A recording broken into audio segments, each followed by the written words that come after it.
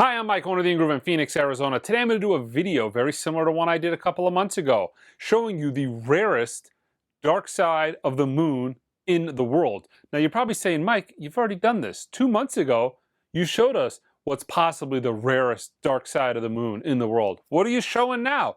Well, I'm going to show you something that I don't think most people even realize existed before this video. Some people kind of knew it existed, but I don't think anybody ever actually seen one in person. Definitely online. What is that? Well, that's this dark side of the moon. Let me tell you about this. This album is unissued. This is actually a prototype. In 1999, Capitol Records decided they wanted to do a reissue of Dark Side of the Moon. They hired Doug Sachs from the mastering lab to cut it. He cut it all analog from the original master tape in 1999. There was 3 different test pressings of this record. They did 3 separate test pressings of the record. Then they actually issued a prototype.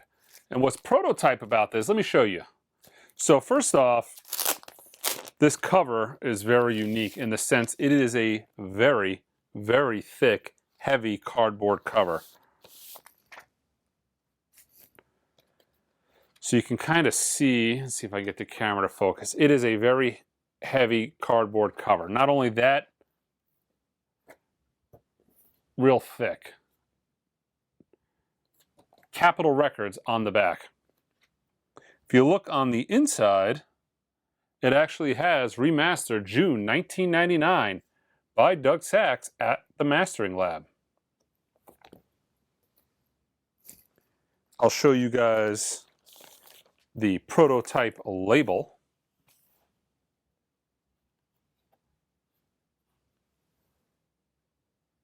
That is what would have been. Now this is a prototype record, and unlike the release that actually came, the test pressing, this actually has the mastering lab TML-X in the runouts. You can, I don't know if I can get that to focus in. It's right around there. This, I don't believe it actually had the mastering lab credits in the test pressing. Now let me show you guys the poster, and then I'll actually tell you a little bit about the story on this. I actually got an immense amount of details on this. So this album only got a prototype poster. It never actually got a prototype set of stickers, and it's only the one poster. So here is the prototype poster, very thick, PF2. Now people kind of knew that a prototype of this existed because it was actually shown on the Pink Floyd Archives website. But that was kind of a generic scan, and you know, it was a generic scan in the sense that it really wasn't like a photograph of somebody holding the album, but we knew it existed. So, a little backstory on the record in general. The record was done, 3 separate test pressings. Finally, on the finished product, they noticed that there was a dropout. There was a little issue with the tape on track 1. And because of that, the album was scrapped. And subsequently, didn't get reissued until the 30th anniversary from 2003. So at the time, Doug Sachs had the capability of mastering this record on his own. Had the lathe, had the gear, had it all. Sometime between then and 2003, I believe Doug Sachs sold off his lathe, or he sold off components of his mastering chain that allowed him to cut a record. That's why in 2003, Kevin Gray was involved. And if you watched my recent Kevin Gray interview, you'll hear him talk about that, to where it was essentially his cutting electronics and Doug Sachs' tape machine. So that's how the 2003 30th anniversary came to be, with Kevin Gray involved. So it was a Doug Sachs, Kevin Gray collaboration, whereas this particular pressing is just a straight Doug Sachs mastering lab cut. So I'll tell you the story how I got it. So a very big time dealer, I'm not going to mention any names, knew that I was a real big Dark Side of the Moon fan, just hanging out there in the store. He happened to be in town and he popped in and said, "Hey, Mike, let me show you something. You're probably going to want this." I'm like, "Do tell." And he's like, "Let me show you this. We got this." And I'm like, "Okay, I have no idea what this is." And he goes, "You've probably never seen this." And I'm like, "Well, I mean, this is all I could see. Well, I've seen Dark Side of the Moon. This is the 1999 Doug Sax version." I'm like, "Well, the Doug Sax version never actually had a cover." Well, he said it was not known to have a cover, but it actually did, and here it is. Busts it out. At this point in time, actually, he didn't mention he was even going to sell it to me. At this point in time, my head's spinning. I'm like, "Oh my God, I got to own this record. Like, this is amazing." Then he whips out the record, and I'm looking at it, and I'm like, the mastering lab, I know somebody who has a test pressing. Make a phone call, check the test pressing. Everything matches except for the mastering lab. Not on there. It's an RTI test pressing, or it's an RTI pressing. It's got the RTI code in there. The whole nine. So, like, this is the real deal. So my head's kind of buzzing. I'm like, "Oh, that's really cool. Would you like to buy it?" "What?" "Yes. Yes, I would like to buy it." That would be fantastic. We made a deal. I bought it and I listened to it. On a side note, I don't know if you guys saw this. This is actually mostly an unplayed record, except for the fact that it has a pretty nasty scratch on The Great Gig in the Sky.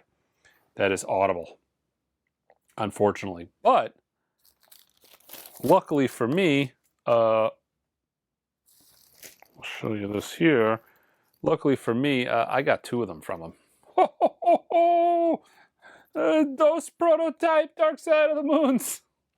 Very exciting day at the In Group. Very, very, very rare. Not known to exist.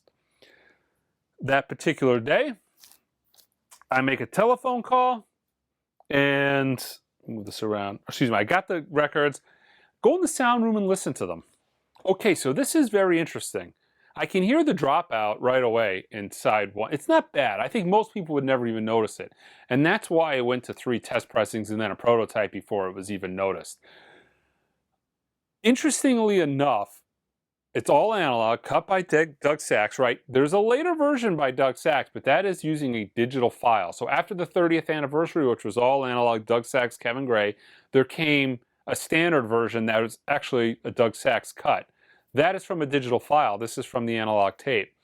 But there's tracks on this record that'll blow your mind. Money on this is probably the best I've ever heard it. But there are also tracks, the high end on this is just like 211. So Nick Mason's drum kit has kind of a, when you first put it on, you're like, oh, I had somebody that listened to it with me originally, put it on in the beginning, that sound is like, whoa, this is awesome. Then it kind of grates on you a little bit, because after you listen to the record for a little bit and you're getting throughout the album, and then you've got Nick Mason's like drum kit is so predominant sound wise that it kind of gets a little taxing. Then you get towards there's parts of the record where you have vocals that are just very sibilant. But then I flip the record over and I put money on it. It's like, holy cow, this is fantastic. So there's a couple tracks on it that just come alive with Doug's mastering choices, but then there's a couple of tracks on it that suffer. But I don't know. I'm going to have to do some more deep comparison, because I don't know if there's a better sounding version of Money. It's kind of interesting that they goosed up Money in a way that sounds so spectacular, but it kind of might have been at the detriment to some of the other tracks. But what a very cool piece. Only maybe a couple of these things are known to exist. These might be this and maybe a one or two more. I think it's got to be rarer than, I mean, every bit as rare as the RTI test pressing, maybe rarer, but cool in the sense that it's not just a test pressing. See, the RTI test pressing video, that was just a test pressing done at RTI of a record that came out, but it was just pressed in Europe. So it was just a different, they're both plated at RTI. The metalwork was created at RTI. One was a test pressing pressed at RTI, and the other released version was, pressed at a different plant. This is a completely unreleased cut, and an audiophile cut to boot, because it's all analog. So the coolness of this cannot be understated. There have to be less than a dozen people in the world that actually have heard this record. I mean, it is extremely rare. So rare that, again, didn't really know that it existed until I went looking for it. I knew the test pressing existed, but unbelievable. Prototype, Dark Side of the Moon, maybe my favorite album of all time, maybe LA Woman. I mean, it's up there, maybe my top 2 or 3, but what a spectacular find on my part. So I've got the 2 copies. I might actually sell the scratch version. I mean, it's still so rare that it's worth, I think, a ton of money, even scratched. I would not sell it for less than a ton of money. It would be a lot. It would have to be it would be thousands of dollars it would take for me to pry the second copy from my hand. The first copy is definitely not going to go anywhere short of, my demise, and then contact my wife. I'm sure she'll be happy to sell it to you. I'll make sure to put a note on it. Very rare, very expensive. Don't sell cheap. But other than that, that's it. That's the copy I might sell. I might sell that second copy. But, I'm yammering on, but how cool is that? An unknown audiophile, all analog Doug Sachs Mastering Lab copy of Dark Side of the Moon. And it's interesting too, because it's on the Capitol label, and I mentioned it, but I didn't talk about it that much. Subsequently, this was again put out. I believe that everything since is back to Harvest. So this would have been, theoretically, if it did come out, the last Capitol issue. But very cool.